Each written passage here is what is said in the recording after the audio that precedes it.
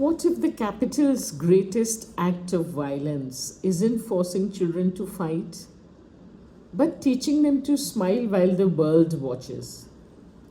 Because by the time Katniss enters the arena, the capital has already begun taking something from her.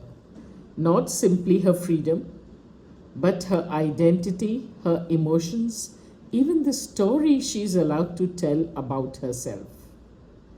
Welcome back to Between the Lines Literary Analysis with Smita.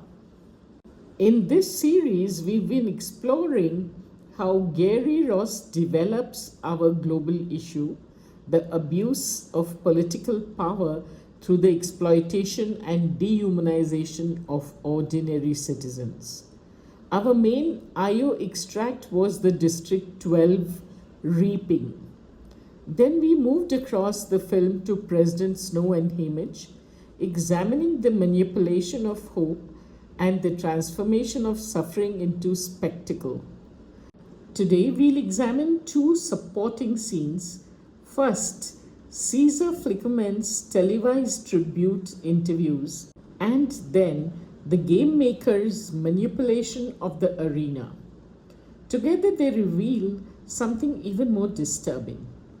The capital doesn't simply control what people do, it controls how they are seen and ultimately the reality in which they exist. Look at the tribute interviews without thinking about what happens afterwards. What do they resemble? A celebrity talk show. There's dazzling lights, music, applause, designer costumes, a charismatic host, and 12 citizens being prepared for a challenge. That contradiction is precisely what Ross wants us to notice. The mise-en-scène transforms impending violence into a glamorous spectacle. Katniss is no longer presented as the impoverished girl we saw in District 12. She has been styled, costumed, and literally illuminated for public consumption. Even her identity has been repackaged. She becomes the girl on fire. Notice the cinematography. Ross uses close-ups to capture Katniss's carefully controlled expressions, but repeatedly cuts to reaction shots of Caesar and the applauding audience. This short, reverse shot structure reminds us that Katniss's performance is constantly being evaluated. Her identity now depends upon the response it generates, and the editing creates a disturbing rhythm. Katniss speaks, Caesar reacts, the audience applauds, Katniss performs again. The capital has turned identity into a feedback loop. Stanley Tucci's performance as Caesar makes this even more unsettling.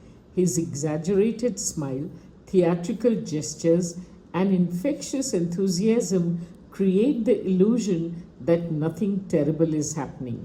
And importantly, Ross does not portray Caesar as overtly cruel. He's charming, funny, likable. That is precisely why he matters, because propaganda is most effective when it doesn't look like propaganda. The diegetic applause reinforces this transformation. Every cheer rewards the tributes for performing successfully. Their survival may ultimately depend upon sponsors, so even apparent choice becomes coercion. Charm them, give them a story, become someone they will remember. The capital therefore dehumanizes the tributes in a particularly sophisticated way. It doesn't erase their identities, it manufactures new ones that are easier to consume. Citizens become celebrities, fear becomes entertainment, personality becomes a commodity, and impending death becomes television. But controlling the way people appear is only one form of power. The capital goes further because when the story stops unfolding the way those in power want, they simply change the story. Inside the arena, the tributes appear to be fighting against one another, but Ross repeatedly reminds us that someone else is controlling the board: the game makers. One of the most revealing techniques here is cross-cutting. Ross cuts between Katniss struggling desperately inside the arena and the game makers watching from their technologically advanced control room. The juxtaposition is brutal. On one side, heat, blood, panic, physical suffering. On the other, screens, buttons, calm voices, clinical precision. This creates a situational irony. Katniss experiences the arena as reality. We know that much of that reality is being manufactured. When she moves too far from the action, the game makers generate fire to force her back. Notice what that means. Even nature has become political. Fire is no longer simply fire. The forest is no longer simply a forest. The environment itself becomes an instrument of state control. The control room's mise-en-scène reinforces this idea. Its symmetrical composition, technological interfaces, and sterile lighting contrasts sharply with the unstable arena. And once again, Ross associates those who possess power with visual control. The game makers remain physically safe and emotionally detached while manipulating the suffering of others from a distance. The editing makes the power imbalance unmistakable.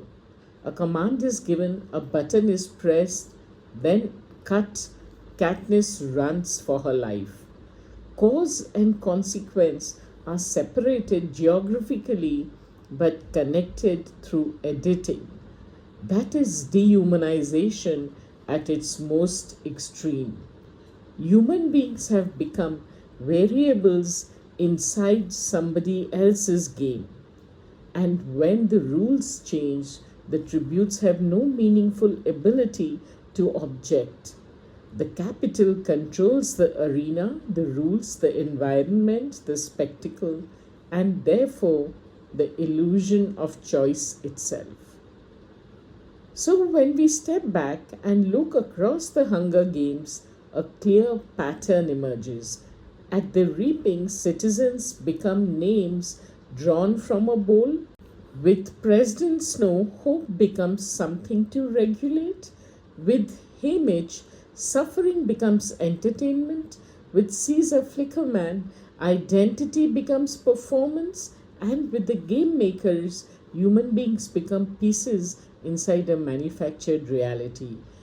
Gary Ross therefore develops our global issue across the entire film: the abuse of political power through the exploitation and dehumanization of ordinary citizens.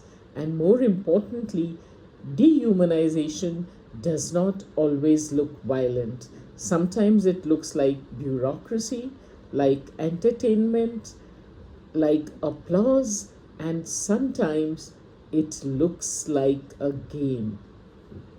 But this idea does not belong only to the fictional world of Panem.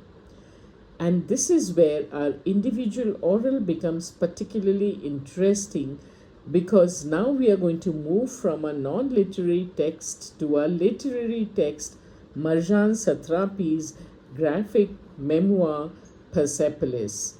The medium changes completely. Gary Ross uses cinematography, editing, sound, and mise-en-scène. Satrapi uses black and white illustration, framing, panels, gutters, visual symbolism, and narration. But both texts confront a remarkably similar question: what happens to ordinary people when political systems value ideology and power more than human life? And in Persepolis, that question becomes especially disturbing when we look at the youth. The youth are given plastic keys and promised paradise. Young lives are transformed into instruments of political ideology, citizens controlled through fear, censorship, surveillance, and punishment. Once again, political power depends upon dehumanization. But Satrapi will show us this through an entirely different medium and through the eyes of a child growing up inside that system. That is where we go next. If the Hunger Games shows us how authoritarian power can turn citizens into spectacle, Persepolis asks what happens when political power turns youth into symbols, soldiers, and sacrifices. The same global issue, different text, different medium, different world, and perhaps an even more disturbing reality.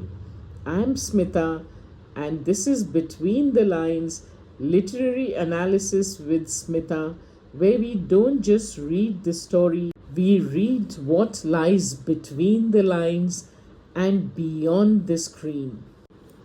Until then, keep looking, keep questioning, keep reading Between the Lines Literary Analysis with Smita. Thank you for joining me.